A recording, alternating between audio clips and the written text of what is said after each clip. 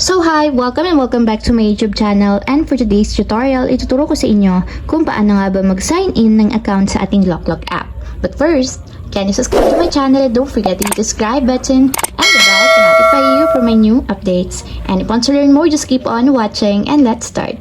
So ayan guys, for today's video, i-open lang natin ang ating LOKLOK account or yung ating LOKLOK app.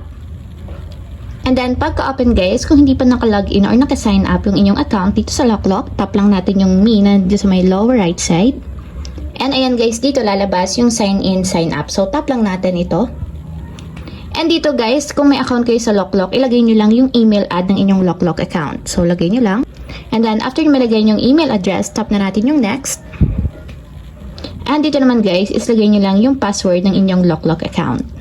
So, after nyo malagay yung password, tap na natin dito yung logged in.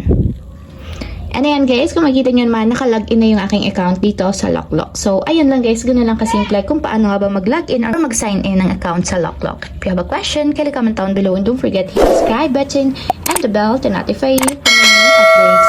And thank you for watching!